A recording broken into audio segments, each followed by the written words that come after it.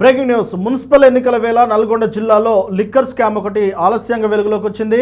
అయితే ఇతర రాష్ట్రాల నుంచి ఇతర దేశాల నుంచి మద్యాన్ని తక్కువ ధరకు తీసుకొచ్చి ఎక్కువ ధరకు ఇక్కడ అమ్ముతున్న ఒక ముఠా అరెస్ట్ అయింది. అయితే వారు కాంగ్రెస్ నాయకులుగా అక్కడ స్థానికంగా ఉన్న పోలీసులు గుర్తించారు. మొత్తానికి నల్గొండ జిల్లా మిర్యాలగూడ నియోజకవర్గంలో చిరుమర్తి గ్రామంలో ఈ యొక్క స్కామ్ అనేది బయటపడింది. చిరుమర్తి గ్రామ కాంగ్రెస్ అధ్యక్షులు వల్లోజు ప్రసాద్, దామిడి గోపాల్ రెడ్డి ఈ కేసులో అరెస్ట్ అయ్యారు.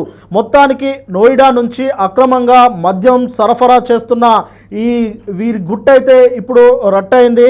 మొత్తానికి ఎక్సైజ్ డ్యూటీ చెల్లించకుండా ప్రభుత్వ ఆదాయానికి గండి కొడుతున్న ఈ అక్రమంగా మద్యాన్ని తరలిస్తూ మద్యాన్ని అమ్ముతున్న ఈ ముఠా అయితే అరెస్ట్ అయింది. మొత్తం దగ్గర వీరిని అరెస్ట్ చేసినప్పుడు 100కు పైగా రెడ్ లేబుల్ బాటిల్స్, అలాగే టీచర్స్ బాటిల్స్ కూడా పట్టుబట్టుకున్నారు టాస్క్ ఫోర్స్ పోలీసులు. ఎంతో కాలంగా ఈ వ్యవహారం సాగుతున్నట్లయితే పోలీసులు తెలియజేశారు.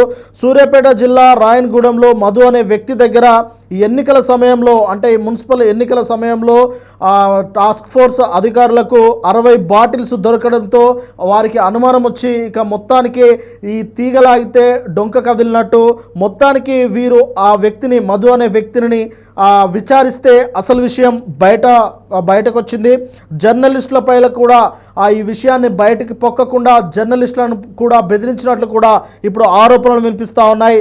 మొత్తానికి డబ్బు సంపాదించాలి, అక్రమ మార్గంలో డబ్బు దన్నుకోవాలని ఒకే ఒక అంటే ఆ దుర్బుద్ధితోటే ఈ వ్యవహారం చాలా గుట్టుగా చాలా కాలంగా నడిపిస్తున్నట్టు కూడా తెలుస్తూ ఉన్నది.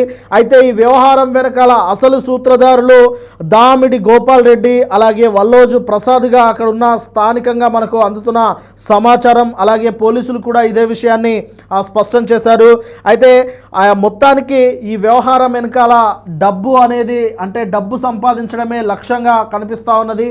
ఇటీవల జరిగిన గ్రామ పంచాయతీ ఎన్నికల్లో కూడా వీరు కాంగ్రెస్ పార్టీ బలపరిచిన అభ్యర్థి తరఫున వీరు ప్రచారం చేసినట్టు కూడా తెలుస్తూ ఉన్నది. వారి వెనకాలే వీరు వెన్నుదన్నగా నడిచినట్టు కూడా తెలుస్తూ ఉన్నది. మొత్తానికి ఆ సర్పంచ్ ఎన్నికల్లో భాగంగా వీరు తీసుకొచ్చిన ఈ అక్రమ మద్యాన్ని అక్కడ ఉన్న గ్రామస్తులకు, ఓటర్లకు కూడా పంచిపెట్టినట్లు కూడా ఇప్పుడు స్థానికంగా మనకు సమాచారం అయితే అందుతూ ఉన్నది. మొత్తానికి వీరు ఈ అక్రమంగా ఆ డబ్బును, అంటే అక్రమంగా మద్యాన్ని తరలించి దాని ద్వారా సొమ్ము చేసుకొని ఇక్కడ జల్సాలకు కూడా వాళ్ళు పాల్పడుతున్నట్లు కూడా కొన్ని విమర్శలు, ఆరోపణలు అయితే వినిపిస్తూ ఉన్నాయి.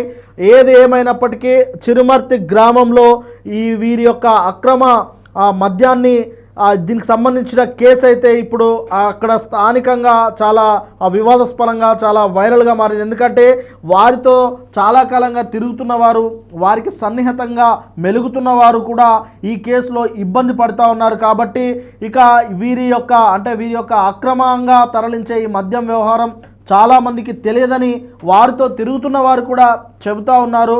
ఏదేమైనప్పటికీ ఈ వ్యవహారం ఇప్పుడు రాష్ట్ర వ్యాప్తంగా కలకలం సృష్టిస్తూ ఉన్నది. ఎక్సైజ్ డ్యూటీని ఎక్సైజ్ అధికారులకు తెలియకుండా వాళ్ళు కళ్ళు కప్పి బార్డర్లు దాటి ఇంత పెద్ద మద్యాన్ని ఎలా తీసుకొస్తా ఉన్నారు, అంటే వీరి వెనకాల ఎంత పెద్ద నెట్వర్క్ ఉన్నది అనే దానిపైన ఇప్పుడు పోలీసులు ఆరా తీస్తూ ఉన్నారు. ఎందుకంటే నోయిడా నుంచి మన రాష్ట్రానికి, అందులో నల్గొండ జిల్లా మారుమూల గ్రామానికి అంత పెద్ద స్థాయిలో మద్యం బాటిళ్ళు తరలిస్తున్నారంటే వీరి యొక్క లింకులేంటి, అంటే వీరికి ఉన్న నెట్వర్క్ ఏంటి అనే దానిపైన ఇప్పుడు పోలీసులు ఆరా తీస్తూ ఉన్నారు.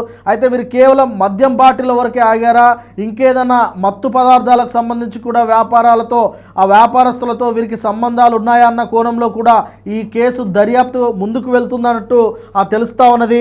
అయితే స్థానికంగా మాత్రం వారితో తిరుగుతున్న వారితో కలిసి, అంటే అప్పుడప్పుడు మాట్లాడేవారు కూడా భయభ్రాంతులకు గురవుతూ ఉన్నారు. వీరి యొక్క కేసు ఇంకా ఎంత దూరం దారితీస్తుందో, ఈ కేసులో ఇంకెంతమంది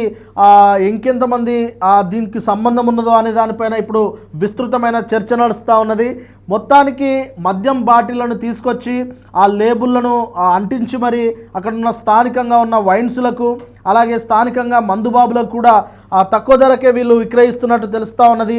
ఇప్పుడు మార్కెట్లో చూసుకున్నట్టయితే దాదాపు రెడ్ లేబుల్ ప్రైస్ కన్నా వీరు చాలా తక్కువ రేటుకు ఇవ్వడంతో చాలామంది వీరి దగ్గరే కొనడానికి వారు కూడా ఆ ప్రయత్నం చేస్తున్నట్టు తెలుస్తూ ఉన్నది. ఏదేమైనప్పటికీ ఏ తప్పైనా దాగదు, ఎంతో కాలం దాగదు అనేది వాస్తవం. అది మరొకసారి రుజువైంది. ఇక వీరు చేస్తున్న ఈ అక్రమ మద్యం తరలింపు, ఈ అక్రమ మద్యం దందాను అయితే ఎట్టకేలకు పోలీసులు అయితే బట్టబయలు చేశారు. అయితే ఈ వ్యవహారంలో ఇంకెంతమంది ఉన్నారు అనే దానిపైనే ఇప్పుడు పోలీసులు ఆరా తీస్తూ ఉన్నారు.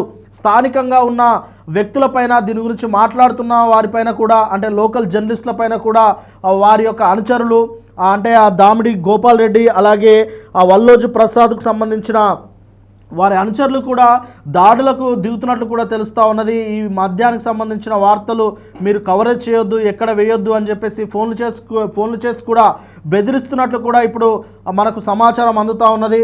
ఏదేమైనప్పటికీ ఈ అక్రమ మద్యం కేసులో ముగ్గురైతే అరెస్టు చేశారు పోలీసులు. ఇంకెంతమంది ఉన్నారు, ఈ నెట్వర్క్ ఇంకెంతవరకు ఉన్నది, దీని ద్వారా వాళ్ళు ఏమేమి సంపాదించారు, ఎంత అసలు ఏంటి, ఈ వ్యవహారం మొత్తం ఎప్పటి నుంచి నడుస్తుంది, సమాచారం అందుతున్న ప్రకారం అయితే దాదాపు 2-3 సంవత్సరాల నుంచి ఇదే వ్యవహారం వాళ్ళు సాగిస్తున్నట్టయితే మనకు ఆ సమాచారం అందుతూ ఉన్నది. కానీ అంతకు ముందు నుంచే ఈ వ్యవహారం నడిపిస్తూ ఉన్నారా, దీని వెనకాల ఎవరెవరు ఉన్నారు అని చెప్పేసి చాలామంది అయితే ఇప్పుడు దానిపైన ఆరా తీస్తూ ఉన్నారు. అంతేకాకుండా పోలీసులు సైతం ఇది కేవలం మద్యం వరకే ఆగిందా, లేదంటే మత్తు పదార్థాలకు సంబంధించిన నెట్వర్క్ కూడా వీళ్ళ దగ్గర ఉన్నదా, ఎందుకంటే నోయిడా నుంచి మన రాష్ట్రంలోకి అలాగే మారుమూల ప్రాంతంలోకి కూడా అంత పెద్ద స్థాయిలో మద్యం బాటిళ్లను తరలించారంటే వీరి నెట్వర్క్ ఎలాంటిది అనే దానిపైన ఇప్పుడు దర్యాప్తు కొనసాగుతూ ఉన్నది. దీనికి సంబంధించి పూర్తి వివరాలను కూడా త్వరలోనే తెలియజేస్తానని చెప్పేసి స్థానిక అధికారులు కూడా చెప్తా ఉన్నారు.